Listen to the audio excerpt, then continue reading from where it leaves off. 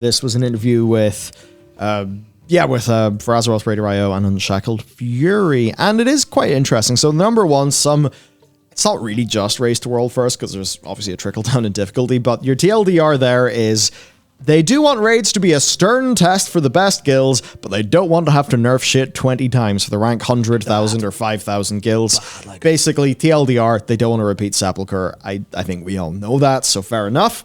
As for some design things, right? Overall, they do view that Season 4 of the last expansion did have some flaws, but they think that it was a success, and it will likely return in some form as a greatest hits outro before the next expansion, and they recognize that outdoor-focused players felt left out, and that's something they want to address next time. So I think the idea that a greatest hits patch could actually involve outdoor content, that's brilliant. Think about all the stuff we talked about earlier with, like, I don't know, maybe like time walking, older mounts, blah, blah, blah. There is so much that they could do. So I think that's definitely brilliant. I've got the best idea ever. Uh-oh. I'm not even joking. Time walking, Legion invasions.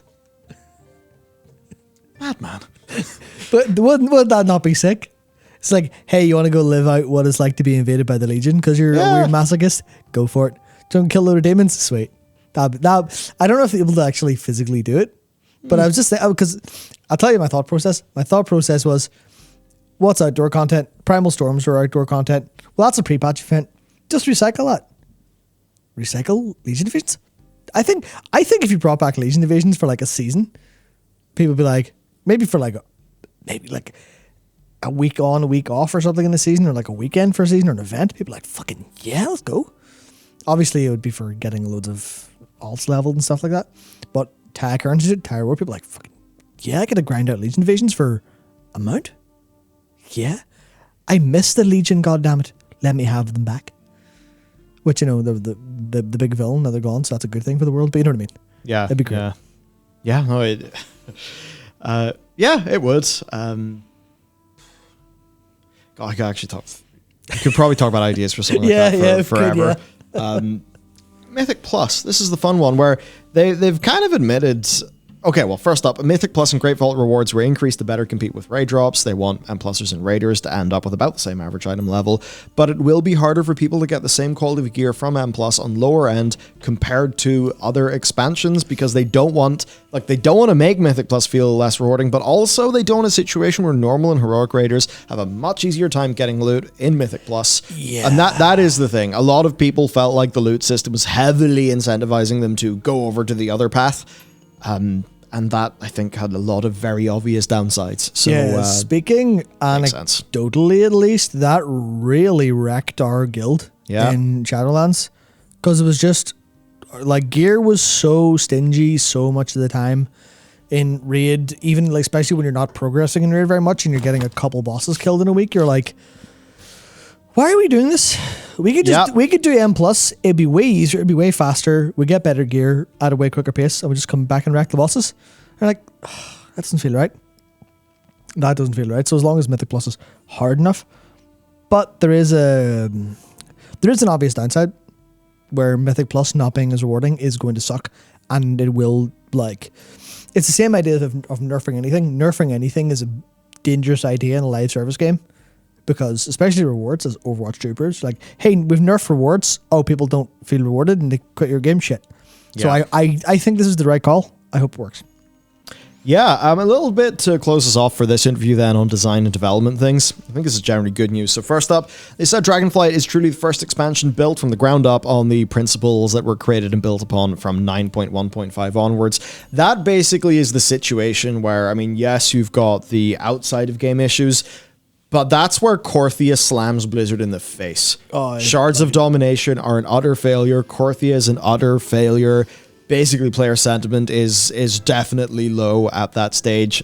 To me, it's still shocking that they thought any of that was a good idea in the first place. But anyway, yeah, they're kind of making this expansion more with those ideas in mind, formally embedding that it's okay if you ignore large chunks of the game. You don't have to do everything. Which, took us a while. Shocked it took us a while. Yeah, they make decisions in their own time over there. It really did take things almost killing the game before they would listen to people who had been saying these things for years. Well, Still a bit salty about that, but anyway. Isn't that always the thing with, like, what's it they say about, like, you know, learning lessons? You don't learn lessons, like, in knowledge. You know, when does knowledge become wisdom? It's when you emotionally feel it. When does Blizzard realize they need to change their philosophy on making World of Warcraft? When the World of Warcraft numbers are lower than ever and they actually feel themselves kind of circling the drain. Yeah. It's the same with, you know, with all of the cliche stories of, like, you know, when does someone get their life together? When they're told they're causing themselves, you know, like, you know, your lifestyle's so unhealthy, you're going to die. And you're like, well, better get it back together then. It's kind of the same thing here, I think. It just takes that boot up the hole, really. Yeah. It takes having a minor cardiac incident to make you decide to not want to have a major cardiac incident sometimes. Yep. Another thing then is Ian saying that basically they're just more of the opinion if it's not perfect, but they can ship it and players would actually like it now, they're more willing to do that. And he actually said the UI revamp is an example of this. There is a lot more to do. That's really good to hear. But it's a good foundation to get into players' hands now and build upon over time. Yeah. That's definitely true, and it does now mean there's loads of add-ons out there, and they can just, you know, download them and look at their code, because add-ons are all open source. Yeah, it's a weird difference between, like, I guess lambasting Blizzard on principles versus pragmatism, and picking one to constantly be at, because I'll lambast them on principles a lot of the time, or I'll say, you know, in an ideal world, should this UI revamp be shipped missing all the features it's missing? Absolutely not. Is the UI revamp being shipped and in the game and having players able to play with it and fix it and give feedback? Is that a good thing? Yes. Yeah. Both of these things can be true. And it's like, well, if their logic is it's not done, we know that, but we think it's shippable and we'll make it better. We'll see how you guys play with it. And we want Dragonflight to have it because Dragonflight's a better expansion with it. Then fucking yeah, it's the right choice every time. Every day of the week, that's the right choice. Yeah, and they can go on to CurseForge and they can see what add-ons are popular that make tweets, like Blizzard HUD tweaks. Blizz HUD tweaks that we like. They can do that, and then that can actually kind of tell them, okay, as evidenced by add-on development and add-on downloads, what are the features the players actually prioritize? So that also is, you know, it's not ideal that it's happened that way, but it is certainly something that Blizzard will benefit from. The other thing then for just classes and stuff. So later in the expansion, they want to change talents that are so unpopular that no one is taking them, while also addressing talents that are so popular they stifle choice. You could have been doing that since Mr. Pandaria, you bastards. Yep. Casual Spike. There is apparently an unprecedented amount of encrypted narrative content in Dragonflight that no one has seen, and it apparently will blow our minds. Multiple endgame narrative chapters and campaigns that are available at level 70 that will, that were not tested on beta, in addition to dozens of cutscenes. Yeah, there's... What if... I mean, there is a bit of a weird situation where Blizzard's like, hey, this is fucking ace in the hole. We're going to have happy players after launch. That's interesting to me. Yeah, there's obviously, like... I know there's a trend of things been like, if you know, you know. There's an if you know, you know going on with one of these chapters. Where I'm not going to say it because it's like, it was spoiled so long ago that I think a lot of people don't know about it. And I think it's a dangerous one depending on how it goes. So from people in the know, there's a bit of trepidation. But there's also a lot of things that we don't know. There's a lot more than that. And also he does say, there's stuff that no one has ever seen. That could be ignoring the fact that the whole one that was spoiled was like publicly known. It could be kind of a wink, wink, nudge, nudge. There's a lot of stuff you think you know, but you don't. Because, you don't have the full context, or there's a lot of build up to it that might work. So there's a lot of idea of like, well, okay, sure. But again, I think this is like the first time it's ever, well, I mean, you said unprecedented, right? It's unprecedented that we're like, what's in this expansion launch story?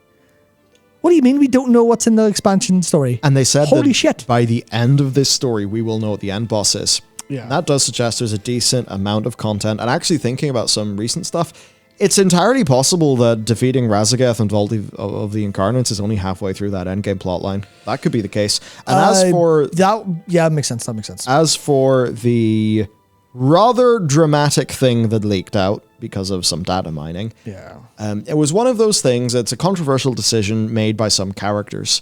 We were generally of the agreement, if I remember correctly, that the controversial thing is something that character would do, but we had been unsatisfied with that character's general treatment, and it felt that like, oh, right, this character appears and then that happens. Oh, that's a bit of... So it's just worth saying that we have seen that, but it's out of context. Yeah, and who knows what will happen in between. And if it is the case that this is an unprecedented amount with dozens of cutscenes, well, then maybe some of those things start to make more sense. That is certainly what you'd hope anyway. Yeah, absolutely. Absolutely.